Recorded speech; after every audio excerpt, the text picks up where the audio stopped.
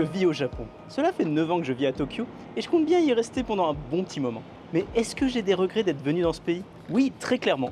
Mais il faut que je vous explique comment j'en suis arrivé là. C'était un rêve que j'avais depuis la fin de l'adolescence de pouvoir venir un jour visiter le Japon. Ce pays si mystérieux, de l'autre côté de la planète, empreint d'un je ne sais quoi unique qui me captivait. Le jeune moi était fasciné par l'imagerie unique du Japon que l'on pouvait voir dans des œuvres de fiction comme Black Rain, Lost in Translation, Ghost in the Shell ou bien sûr Shenmue, super jeu. Et comme pas mal de gamins de mon âge, je lisais masse de mangas. Naruto, GTO, Berserk, Full Metal, etc. etc. Je lisais même des skyblogs. Et je sais, ça ne nous rajeunit pas du tout, mais je lisais des skyblogs sur le Japon et notamment celui de Scalpa, un Français au Japon dans les années 2000 qui racontait ses aventures, ses découvertes, mais aussi ses passions dans un Japon qui me donnait vraiment l'impression de ne pas encore être ouvert au reste du monde. C'était franchement excitant. Tout nouvel article était pour moi l'occasion de découvrir un petit peu plus la vie dans ce pays que clairement je fantasmais de découvrir. Mais un jour, plus rien. Plus aucun article de Scalpa. Ma frustration ne faisait que croître et l'envie d'explorer un pays complètement différent de la France m'excitait de plus en plus. On arrive à l'université où je me mets à étudier les sciences économiques. Ouais, je rêvais d'aller au Japon, pas d'être chômeur. Bon, je plaisante, hein. Ceux qui apprennent le japonais à la fac, vous inquiétez pas, on sait ce que c'est, force à vous les gars. Paris 7, Diderot, tu connais. Mais bon, j'étudie dans un domaine qui n'a absolument rien à voir, mais l'envie d'ailleurs me prend quand même de plus en plus. Je crois par ailleurs que c'est lié à mes origines mixtes et à ma mère qui m'a donné une occasion incroyable de voyager à travers le monde depuis mon plus jeune âge. Merci beaucoup maman. Je décide donc de prendre des cours de japonais à côté de mes cours à l'université dans une super école au milieu de Paris à Châtelet qui s'appelle Tenri. Super école, je vous la recommande toujours. Mais je cherche également à voir si des échanges universitaires sont possibles avec le Japon. Bon, il y avait bien un échange possible avec une université ici à Tokyo qui s'appelait Sophia Daigaku, mais je m'y suis pris un petit peu trop tard, donc j'ai pas pu faire d'échange. Tant pis, hein, mais c'est pas grave. Vas-y, avec un ami de la fac, on a décidé de prendre des vacances et de partir au Japon pendant 3 semaines. On est en 2009 et je découvre le Japon pour la première fois. Et bordel, quelle claque! Incroyable! Tout me paraissait sortir d'un film. Mais genre les films cyberpunk, style années 90, le genre d'ambiance que tu voyais vraiment pas en France. Et ça me faisait kiffer, mais t'as pas idée. À ce moment-là, qu'on se comprenne, c'était le feu. Comment tu pouvais vivre sans avoir vécu une fois une visite au Japon? Bon, à ce moment-là, j'étais clairement un super bandeur du Japon. Genre, j'étais vraiment à fond. Les 3 semaines sont passées à une vitesse avec énormément d'anecdotes qui nous sont arrivées, que je vous raconterai très certainement un jour, donc n'hésitez pas à vous abonner. Et ouais, on rentre et je suis quand même plutôt content de rentrer. Mon ami un petit peu moins, un petit peu plus frustré de ne pas avoir vu plus de choses et d'avoir pu expérimenter encore plus. Compréhensible. Mon envie de Japon reste au max, mais les études sont plus importantes pour moi et le temps passe, et on se retrouve en 2014. À ce moment-là, je continuais toujours d'apprendre le japonais et un peu de chinois, mais j'étais méga nul. Mama hoho. Mais le Japon, en vrai, j'y pensais plus trop. J'étais en école de commerce à ce moment-là et j'essayais vraiment de focus sur quel serait mon premier boulot hors école. C'était vraiment le focus, comme ça. Par contre, je vous le dis tout de suite, le stress était bien présent. À l'université, auparavant, j'étudiais sans trop me poser de questions sur mon avenir professionnel. J'étudiais, ça se passait, je faisais mes examens, tranquille. Mais en école de commerce, les gens sont déter, ils sont déterminés, c'est incroyable. C'est là où je me suis rendu compte à quel point j'avais besoin de stages. Toutes les autres personnes en école de commerce avaient toujours 40 000 stages. Ah, moi j'en avais un. J'en avais un aux Galeries Lafayette en tant que coordinateur marketing international. C'est très bien, mais c'est qu'une seule expérience. Et dans le monde incroyable du travail français, il te faut 40 000 masters et 40 000 stages non payés, bien sûr. J'ai quand même eu la chance d'avoir des stages payés, mais quand même c'est chaud. Et je galérais à mort, et j'étais bien en stress. J'ai cherché et je me suis fait constamment recaler en fait. Je cherchais même dans des pays, la Belgique, l'Espagne, l'Angleterre, rien du tout. Un enfer que vivent encore plein de gens, hein, force à vous, parce que vraiment, comment on fait? Genre, je ne trouvais rien. Et je commençais un peu à déprimer, je vais pas vous mentir. Je déprimais et j'ai commencé à me souvenir de quelque chose. Lors de mon voyage au Japon, on est parti rencontrer des expats, des immigrés sur place et on allait à des soirées de la chambre de commerce franco-japonaise où on a essayé de discuter, voir un peu comment les gens vivaient sur place. On essayait juste de faire connaissance en plus. Et j'ai discuté avec un homme qui avait vécu plus de 40 ans au Japon, qui avait une expérience incroyable, super sympa, très agréable à discuter, et qui était président d'une très grosse boîte française au Japon. Et à la fin d'une discussion vraiment très intéressante, il m'a offert sa meishi. La meishi, c'est la carte de visite au Japon. Et il m'a dit, si un jour tu as besoin, n'hésite pas à me contacter. Bon, on se doute très bien que c'est juste de la politesse, hein. Et je ne l'ai pas pris autrement que comme de la politesse, mais avoir une carte de cette boîte en question, c'était quand même classe. Du coup, j'ai gardé cette carte pendant plusieurs années. mais vraiment sans aucune attente. Et là, comme vous le savez, j'étais méga stressé avec cette histoire de recherche de stage. Je retrouve la carte, je me dis, oh, il y a un email, je pourrais tenter. Genre, qui ne tente rien à rien.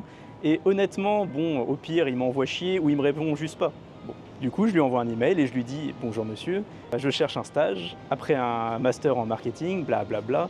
Si vous ne connaîtriez pas quelqu'un au Japon ou ailleurs qui rechercherait des stagiaires, n'hésitez pas à me contacter et je vous enverrai mon résumé.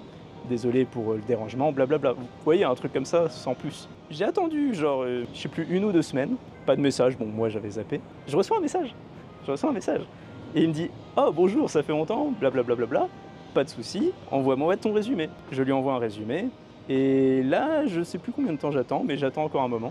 Et il me répond, il me fait, mais tu as une expérience aux Galeries Lafayette, tu étudies le marketing, et en plus tu as une option dans le luxe, parce que sa boîte était dans le luxe. Oui. Pourquoi tu ne tentes pas de candidater chez nous? Et c'est ce que j'ai fait. J'ai eu 3 ou 4 interviews à passer. C'était pas simple, mais je pense que je me suis appliqué vu que, oh, surprise, j'ai eu le boulot. Et oui, j'ai eu un petit stage dans cette boîte pour 6 mois. L'aventure Japon était repartie. À ce moment-là, j'allais retourner au Japon. Pas en tant que touriste, en tant que mec qui allait travailler sur place. Le rêve absolu, incroyable. Là, j'étais au firmament. J'étais déjà en train de penser à toutes les expériences de fou que j'allais vivre de l'autre côté de la planète. Ici, incroyable. Et je vais vous le dire, les 6 mois de stage sont passés avec des hauts et des bas, des moments plus difficiles, des moments plus agréables, mais pour tout le reste, c'était incroyable. Je vivais plein de choses, je découvrais plein d'endroits, je faisais plein de rencontres. Tout me paraissait être juste des vacances. Tu pouvais pas imaginer être en mode travail, là j'étais vraiment au top. Trop bien. Après mon stage de 6 mois, on m'a proposé de rentrer en France et de continuer le travail à Paris. Mais qui a envie de rentrer quand tu vis la fast life, la vie parfaite dans un pays parfait? C'est le Japon après tout. Et du coup, je ne suis pas rentré et j'ai trouvé du travail sur place. Et vie parfaite? Ouais, en tout cas les 2 premières années. C'est drôle parce que avec du recul, après la boîte française, j'ai eu que des expériences assez déplorables dans le monde du travail au Japon. Mais on en parlera une prochaine fois dans une autre vidéo. Ah ouais, il y a de la putaclucrerie ici. On est là, on vend des vidéos. Puis comme dit dans ma vidéo précédente sur l'amitié que tu trouveras ici, j'ai commencé à perdre énormément d'amis et à me sentir de plus en plus isolé. Tout le monde partait et je me retrouvais assez souvent seul en fait. J'ai commencé à ressentir une bulle, cette étrange impression de vivre au Japon, d'être parmi tout le monde, tous les autres japonais, les autres étrangers, mais d'être dans ma bulle, vraiment de ne pas pouvoir communiquer avec les locaux. Je vivais ma vie sur place et les Japonais vivaient leur propre vie et on n'avait aucune interaction. Un sentiment vraiment très bizarre que je n'avais jamais eu, un vrai fort sentiment de solitude. J'étais vraiment seul. Avec ça s'ajoute la difficulté à trouver un boulot digne de ce nom. J'ai tenté l'aventure du recrutement, mais ça a été une des pires expériences de ma vie. Ah, je le referai pas. J'ai pas de mots tellement ça a été horrible pour moi. Je ne le referai jamais de ma vie, vraiment. Pendant un bon moment, je ne trouvais absolument rien et je savais que même si je rentrais en France, j'avais tellement peu d'expérience en vrai que je ne trouverais absolument rien. Et du coup, j'ai tenté encore et encore de trouver du boulot au Japon. Pendant toutes ces années-là, j'arrivais quand même à trouver des boulots dans le marketing, mais souvent avec des boss exécrables et des salaires assez miséreux de ma condition d'étranger, donc beaucoup d'abus là-dessus. Et honnêtement, à ce moment-là de ma vie, j'étais vraiment pas heureux, mais vraiment pas, et je me demandais qu'est-ce que je foutais là en fait. Et à toutes ces années s'ajoute le fait que je me suis rendu compte que mes amis, ma mère, mon chien, tous ceux qui me sont proches vivaient leur vie de leur côté en France et je faisais plus partie de leur vie. J'étais ici de l'autre côté du monde et eux vivaient leur vie de ce côté-là. Qu'est-ce que je fais là en fait? C'était franchement déprimant d'imaginer qu'en plus de perdre des amis sur place, tu perdais peu à peu contact avec tes amis de l'autre côté de la planète. Tout ça avait canalisé une frustration que j'avais de vivre au Japon. Je ne m'épanouissais pas dans mon travail et peu dans mes amitiés et Tokyo n'avait absolument plus la même magie qu'avant. C'était devenu mon train-train quotidien, sans surprise et sans saveur. On est en fin d'année 2018 et la seule chose qui me retenait encore au Japon, c'était ma petite amie japonaise avec qui je vivais à l'époque. Mais même elle, elle était frustrée de sa vie à Tokyo et rêvait que d'une chose, c'était complètement de changer de carrière. Je l'ai donc motivée à faire le pas et à poursuivre des études en Angleterre pour complètement changer de carrière. Chose qu'elle fit. Et vous vous en doutez, la relation longue distance a créé un vide dans notre couple et on s'est séparés. J'étais désormais seul dans une ville qui me fascinait absolument plus. Cette période a vraiment été très difficile pour moi car j'étais isolé, professionnellement on abusait de moi, j'avais pas vraiment de contact avec les Japonais et j'avais même très peu d'argent pour tout simplement visiter le reste du Japon. J'étais cloîtré à Tokyo et je savais pas quoi faire. J'avais clairement envie de rentrer en France, mais l'idée de rentrer sur une défaite m'était absolument insupportable. Et c'est alors que j'ai fait un pari complètement risqué. Si je ne m'épanouissais pas à travailler pour les autres, peut-être que je m'épanouirais à travailler pour mon propre compte. J'essaie de pas taper le micro. Depuis 2-3 mois, j'avais changé de boulot et ça se passait de manière plutôt correcte et j'ai fait une offre un peu spéciale à mon employeur. Je leur ai proposé de leur fournir les mêmes services sans aucune baisse de qualité avec moins 10% si en échange je pouvais le faire de mon côté et avec un visa sponsorisé. Et surprise, je l'ai eu! Cette boîte est devenue mon premier client et m'a permis de me lancer dans l'aventure de l'entrepreneuriat au Japon. Incroyable! Et par ailleurs, je travaille toujours avec ce client, en 2024. Me créer un nouveau goal m'a permis de sortir la tête de l'eau et vraiment de voir la vie différemment. En vrai, j'avais besoin de me trouver un nouveau challenge et de trouver quelque chose d'excitant dans ma vie. J'en ai même profité pour me lancer dans un projet qui m'excitait depuis un bon moment, faire une chaîne Twitch. Je voulais avoir l'opportunité de parler de jeux et du Japon avec de nouvelles personnes, mais cette aventure, on en parlera une autre fois. Maintenant, on est en 2024, je suis toujours au Japon et je suis heureux. Bien sûr, des regrets, j'en ai toujours, je vis toujours loin de pas mal de mes proches, mais t'apprends à vivre avec et à te concentrer sur d'autres points qui t'apportent du positif. Si l'excitation pour Tokyo n'est absolument plus la même que quand j'étais étudiante, je me suis rendu compte que j'ai retrouvé un intérêt pour cette ville, mais d'une manière très différente. Maintenant, j'aime déambuler à 2 h du matin et aller au combini du coin, me prendre un petit café.